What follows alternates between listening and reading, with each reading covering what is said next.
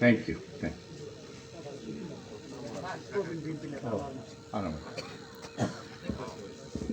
কথা হয়েছে, thank you. Thank you.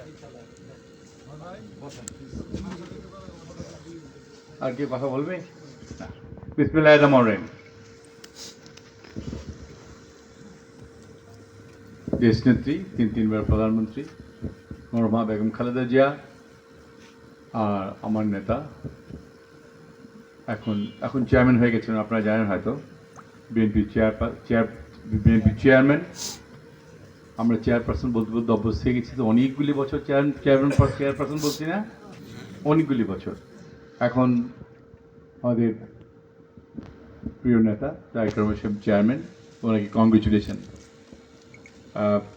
এই দোয়া মাহফিলে একই সঙ্গে আমাদের বলবো ধানের শীষের এই মিলন মেলা, আজকে মহর, সিরাজ, ইউসুফ এবং মফিজ সাহেব, আনোয়ার মাস্টার সাহেবের নেতৃত্বে আজকে যারা এই আমাদের এই মিলন মেলায় এসছেন, তার সঙ্গে এসছেন প্রায় 76 মানে 76 জন নেতা এখানে আজকে এসছেন।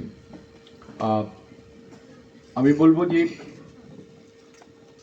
তাদেরকে বিয়ে দিয়ে দিয়েছে, শ্বশুরবাড়ি চলে গিয়েছিল, শ্বশুরবাড়িকে ধরে নিয়ে এসছে নাকি? হ্যাঁ, নেতাদেরকে শ্বশুরবাড়ি পাঠিয়েছিলাম, চলে গেছিল আমাদের ছেলেরা, শ্বশুরবাড়ি চলে গেছে, শ্বশুরবাড়ি থেকে ধরে নিয়ে এসছি আমরা। তো আজকে আমি অত্যন্ত খুশি। এরাই হলো ধানের শীষের লোক, ধানের ভক্ত। তাদেরকে কিছুতেই চলাতে পারে না ধানের শীষের বাইরে। এই যে তাদের ধানের শীষের প্রতি তাদের যে ভালোবাসা এবং একটা কমিটমেন্ট, একটা ওয়াদা, ধানের শীষের পক্ষে যে ওয়াদা, আজকে এই মহর গংদে এটি আজকে প্রমাণ করে। কিন্তু আমরা আর কতকাল এই মধুপুর ধানবাড়িতে ধানের শীষকে ঠকাবো বলেন? সেই 91 সালে, 96 সালে, 2001 সালে প্রত্যেকবারই দেখি কিছু না কিছু দুষ্ট চক্র এই ধানের শীষের বিরুদ্ধে গিয়ে তারা ধানের শীষের ক্যান্ডিডেটকে ফেল করায়। ধানের শীষ ফেল করার কথা না তো। 73 সালে যেখানে এখানে জাসদের এমপি হয়েছে, সেখানে ধানের শীষ কেন ফেল করবে? 79 সালে ধানের শীষের এমপি নির্বাচিত হয়েছিলেন না হাসান আলী চৌধুরী সাহেব? তারপর থেকে কি হলো?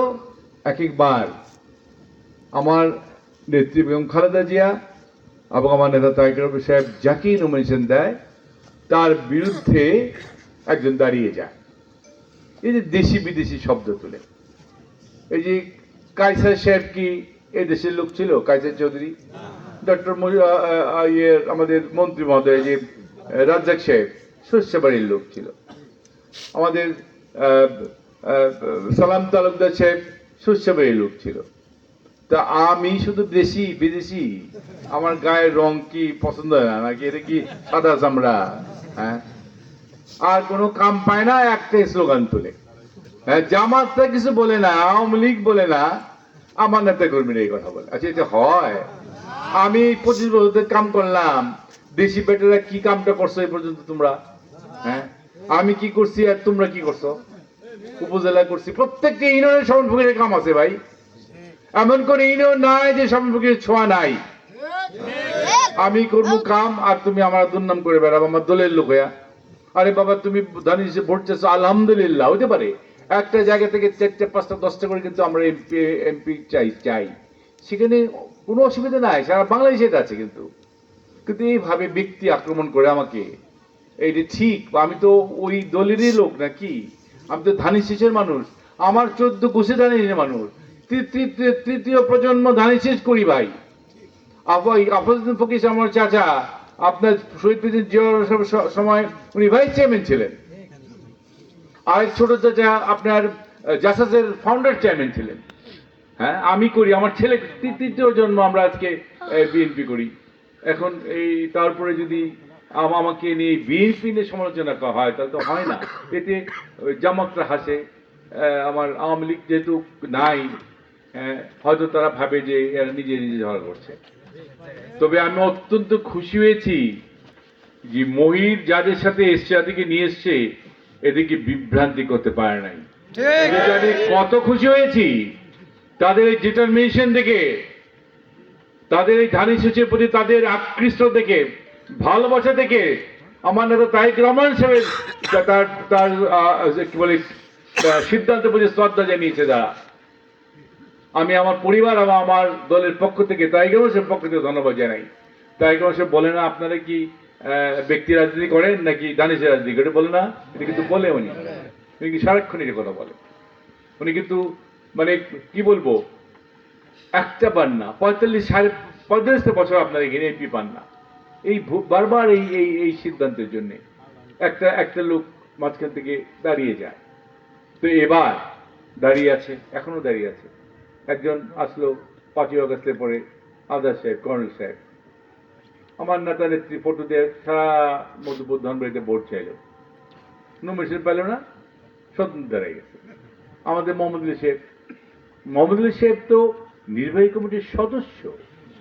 এত বড় একটা পদ নিয়ে নেতার প্রতি যদি শ্রদ্ধা না থাকে, দল কি করে করবেন আপনারা বলেন? এটা তো হয় না। হ্যাঁ, যে দলের পরিচয় আমি চলি, সেই দলের বিরুদ্ধে যাওয়া কি ঠিক হবে? আমার নেতা তারেক রহমান সাহেব কি বলেন? উনি বলেন আপনাদের যে সমাজে যে চলাফেরা করেন, আপনারা কিন্তু অনেকে কার্ড বানাইছে, আবার নেম কার্ড বানায়। আমি নির্বাহী কমিটির সদস্য, আমি ইউনিয়ন সভাপতি, বা আমি উপজেলা সভাপতি, এ পরিচয় দেন আমরা। এই যে আমরা পরিচয় দিচ্ছেন এখানে, এই যে এটা কার পরিচিত? আমার নেতা তারেক রহমান সাহেব তো আমাদের দিয়েছেন নাকি? এখন ওনার সিদ্ধান্তের বিরুদ্ধে যাওয়া কি ঠিক হবে? আমি গতকালকে আমাদের প্রয়াত নেতা শহীদের মৃত্যুবার্ষিকী ছিল, ওই বাসায় দাঁড়াই কিন্তু আমি মোহাম্মদ আলী সাহেবকে বলেছি কয়েকবার কথা বলেছি, তার বাদ কোলাকুলি করেছি, তার অফিসে গিয়ে কফি খেয়েছি, তাকে বুঝিয়েছি। তারপরে কিছু লোকের পালায় পড়ে, যাদের পালায় পড়েছে 2-3 জন লোকের পালায় পড়েছে, বেশি লোক না কিন্তু। এই যে চলে এসছে সবাই, ধানেশেষকে ভালোবেসে, যারা ভালোবাসে ধানেশের প্রতি যাদের কর্তব্য, দিস ইজ ডিউটি, ধানেশেষকে পাস করানোর ডিউটি। শহীদ প্রেসিডেন্ট জিয়া রহমান ধানেশিস, প্রয়াত মরহুমা খালেদা ধানেশিস, তারেক রহমান সাহেব ধানেশিস, এই যে একটাকে বলছে কিন্তু মহির সব ফকিরের ধানেশিস না। আমি তো আজকে আছি, কালকে জ্যাকেট যাবে, আরেকদিন মোহর পাবে, তাই না? সুতরাং আমি তো এই এই এই মাত্র আমাকে দিয়েছে, আগামীতে কে পাবে কে জানে, আমরা কিন্তু জানি না। সুতরাং ধানেশের মালিক, সেই তার বিরুদ্ধে গেলে ধানেশের রাজনীতি হয় না। এটা নিজের বিবেককে জিজ্ঞেস করতে হবে, নিজের বিবেককে জিজ্ঞেস করতে হবে যে আমার কতটুকু শ্রদ্ধাবোধ আছে এই ধানেশের প্রতি, আমার নেতাদের প্রতি। আজকে আমার নেত্রী বেগম খালেদা জিয়া ধানেশের জন্য, বিএনপির জন্য সারাটা জীবন তার কি বলে, তার মৃত্যু হলো বাংলাদেশে।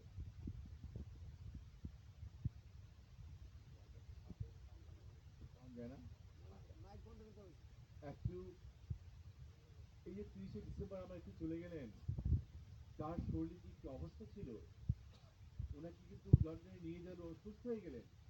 উনি ওখানে থাকলে কিন্তু আল্লাহ ওনাকে আরো কিছু বাঁচিয়ে রাখতেন। কিন্তু এদেশের মায়া আসলে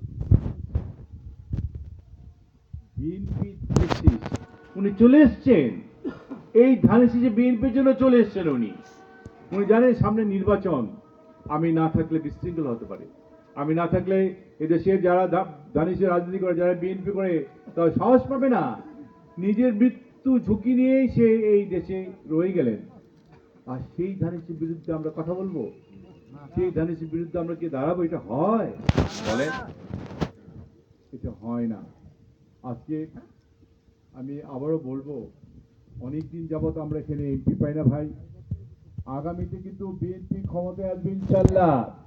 সারা বাংলাদেশ যেভাবে দানিশে জোয়ার বইতেছে দেখতেছি আমরা, আমার নেতা তারেক রহমান সাহেবকে এই দেশের মানুষ ক্ষমতায় বসাবে।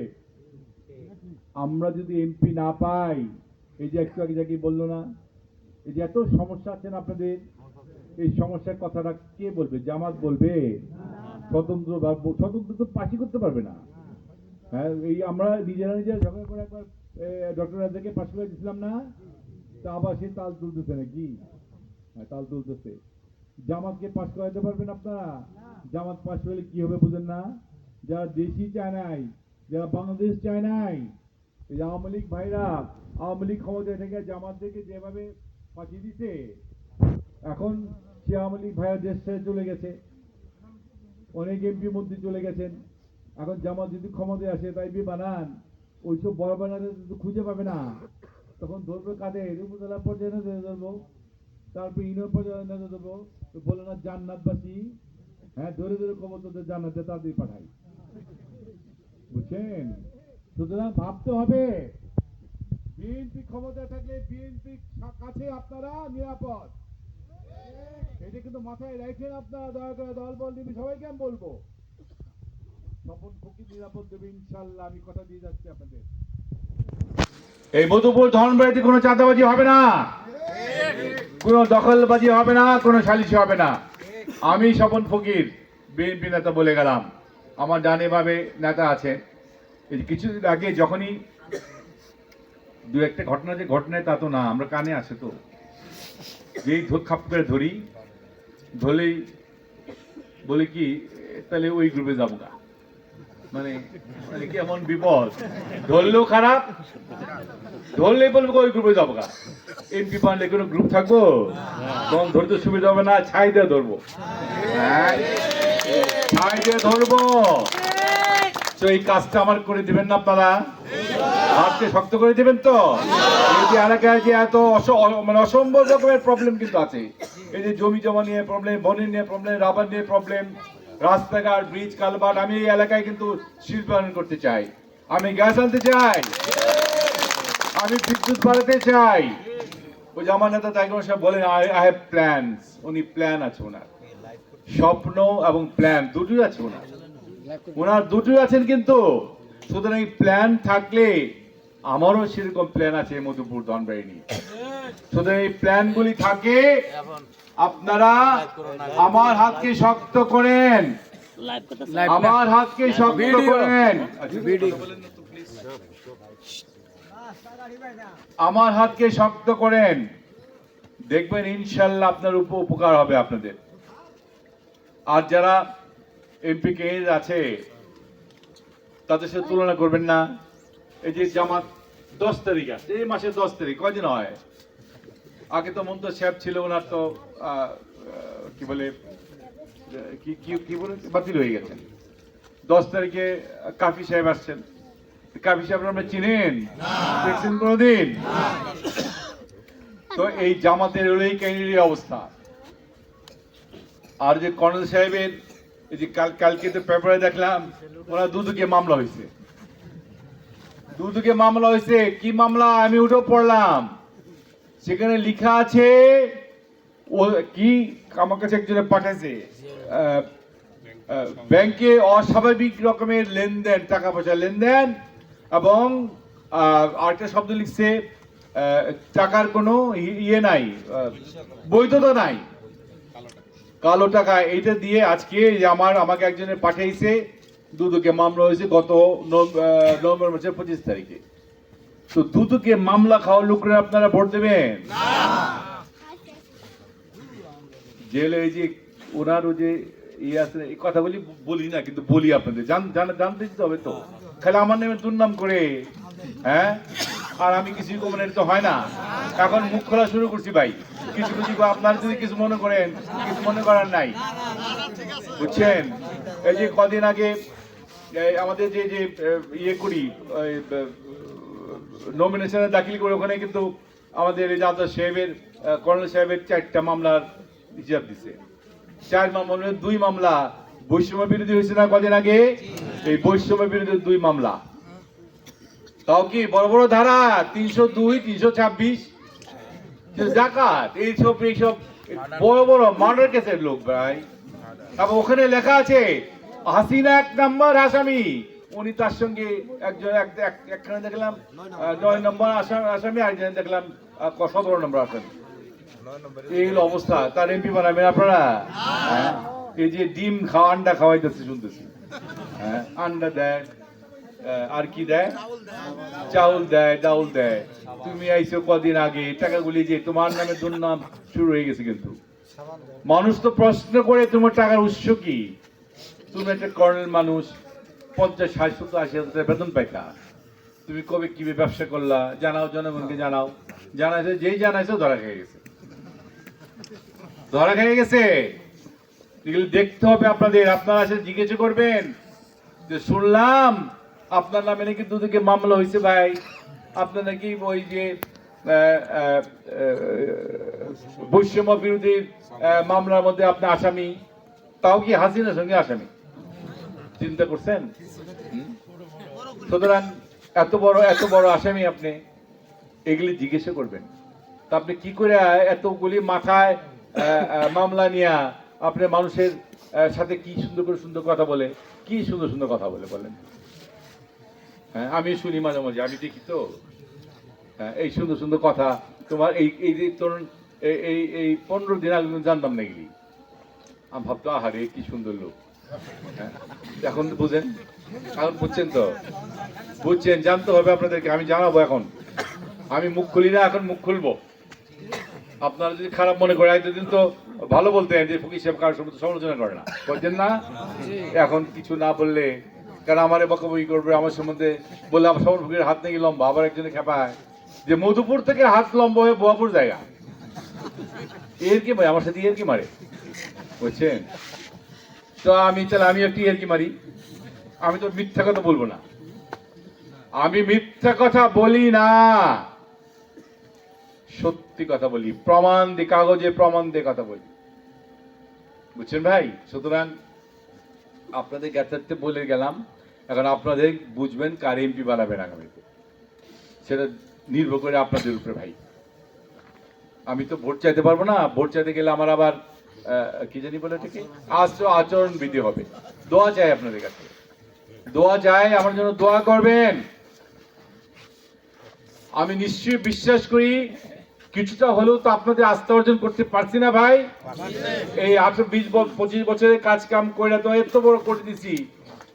আমার কিন্তু একটা স্বপ্ন আছে, প্ল্যান আছে, আগামী যদি সরকার গঠন করতে পারে বিএনপি, ইনশাল্লাহ আমার নেতা তারেক রহমান সাহেব, ওনার মাথায় আছেন কিছু 4, 5, 10টা হয়তো উনি ডিস্ট্রিক্ট করতে পারেন, জেলা করতে পারেন।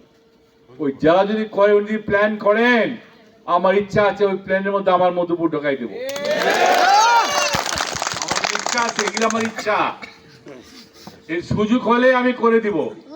যদি উপজেলা করতে পারি আমার নেতৃত্ব খালেদা দিকে দিয়া, এটা করা সম্ভব না? আমার তো ইতিহাস আছে না? ফকির সাহেব তো কাম দেখাইছে, সুতরাং ভবিষ্যতে দেখাইতে পারে। আমি কিন্তু চেষ্টা করবো বলে, আমি কিন্তু কারো বলি না যে করে দিব।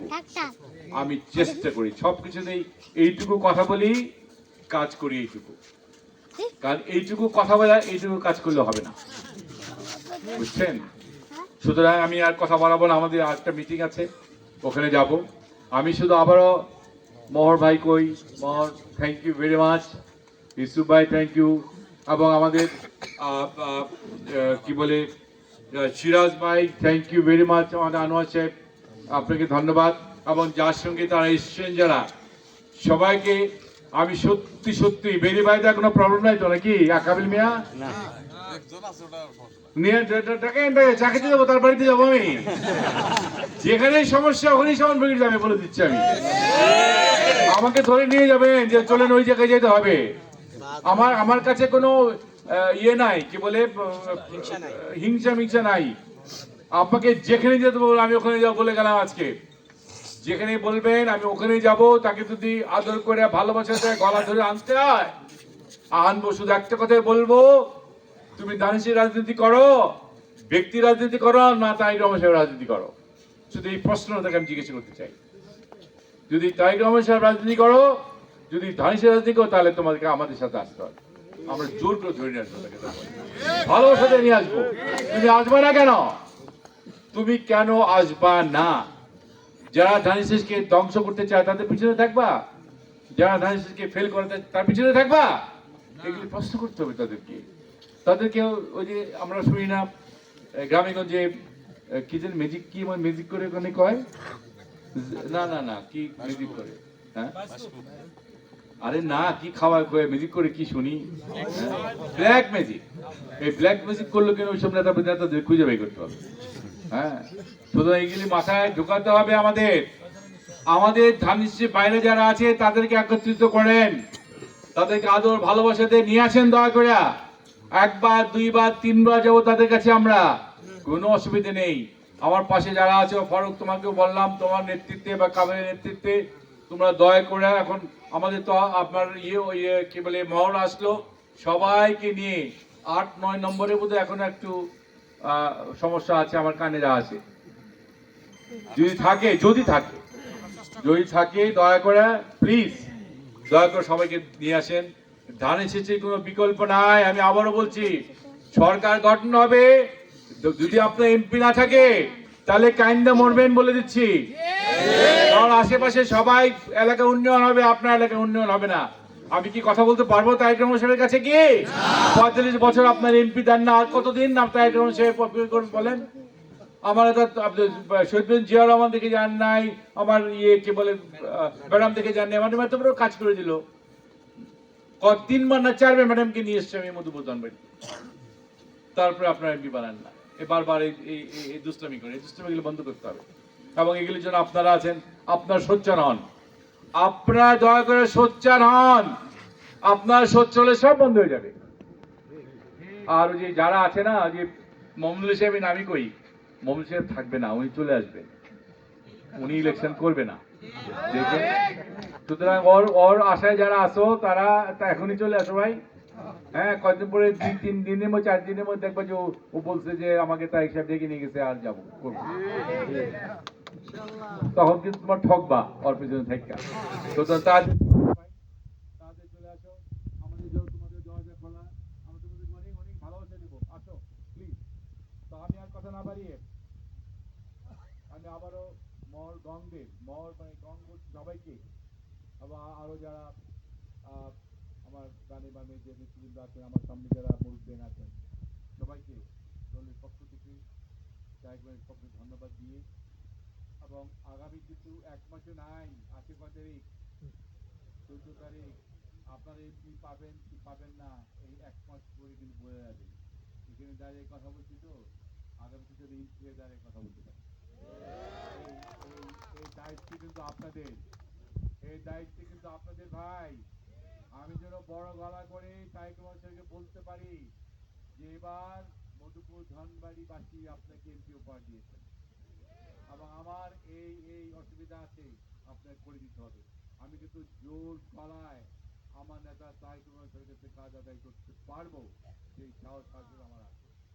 সুতরাং দয়া করে যদি এলাকা উন্নয়ন চান, এলাকার যদি ভালো চান, মধুপুর ধনবাড়ি আরো যদি সামনের দিকে নিয়ে যান, সেখানে যদি ব্যবসা বাণিজ্য বাড়া চান, শিল্পায়ন করতে চান, বিদ্যুৎ চান, চাকরি চান, এলাকার যে সমস্যাগুলি আছে সমাধান করতে চান, তাহলে আগামীতে আপনাদের ধানের শীষের এমপি পাইতেই হবে।